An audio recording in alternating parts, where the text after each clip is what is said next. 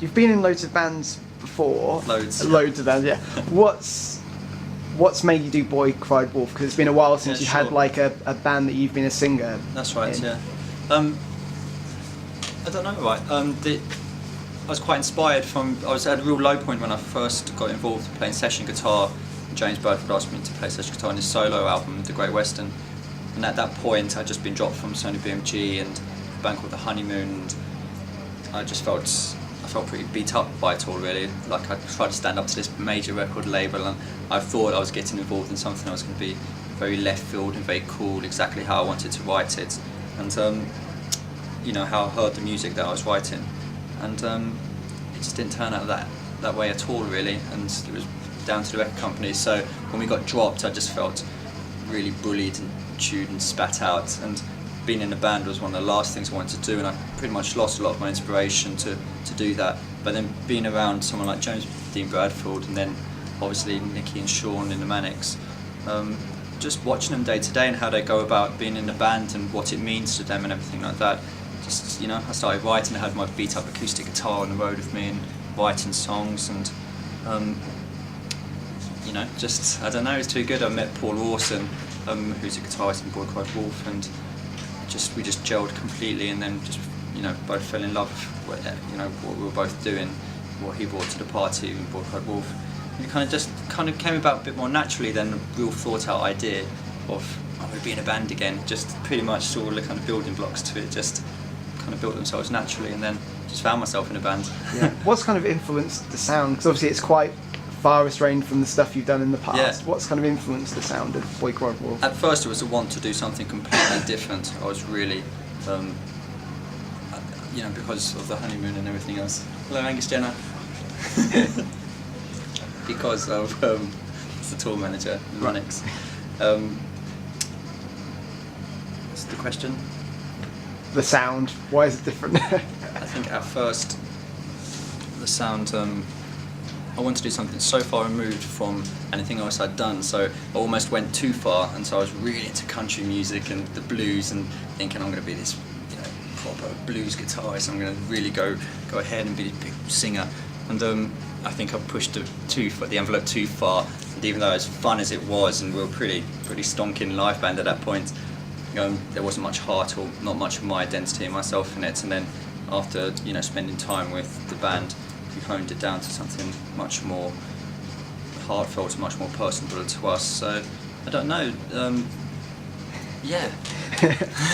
Cool. Okay. Tell us about the Firebrand EP, which is coming out soon.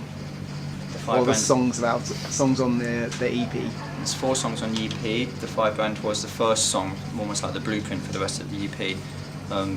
I felt at the time it was probably the best song I had written, especially written for Boy Cried Wolf, and really happy with it. And Paul spent a lot of time, the guitarist in Boy Cried Wolf, deconstructing it and finding loads of really cool sonics and really building it up on his own, and with another guy called Paul Sindrone, who's the main guy from a band called The Mummers. And so I got to hear it. I was out on the road with the Manics, came back, and after 6 weeks heard what they'd done to this very rough acoustic demo I'd given them. It was all just beautiful, soundscapes, and we put harmonies onto it, and that led to I was thinking, right, this is going to be the building blocks for the EP we're going to do. And then Nicky Y got involved from a really rough demo I'd done of a song called, it hadn't even a title, we just rehearsed it on a cassette recording, really beat up, shitty recording. And Nicky heard it when we were touring America last year and just offered to write the words to it, so I was so just, please, yes. And he did so, and he turned up with a beautifully handwritten lyric sheet called No Comfort From Your Skin, and it was all decorated, mounted on pink card with a picture of Bob Dylan on the back, print sticked on. It was really just beautiful. I still got it, I had to frame it.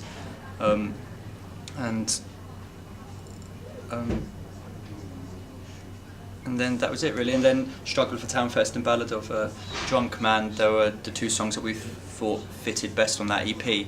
I think we very much thought of it as you think of an album, really. This is an EP for this time, A Place for a Boy Cried Wolf, and then we already have the songs for the next EP, which we hope to do in April next year, and it will be a similar thing, although it might not be as folky or Americana as this EP. It will be of a kind of alternative pop, smidge of folk and country. How do you feel about like writing a song and writing the bare bones and then handing it over to someone else and let them kind of?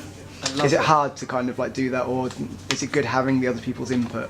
It is really good because I'm so trusting of the people in Boy Cried Wolf. You know, we are, you know, as I'm sure a lot of bands would say the same, but we are best friends and we love hanging out with each other. I think at this point, having been in so many bands and been in it for a long time, I wouldn't really be comfortable enough to do it, or I'd have that drive to do it if I wasn't so happy with the band that I'm in.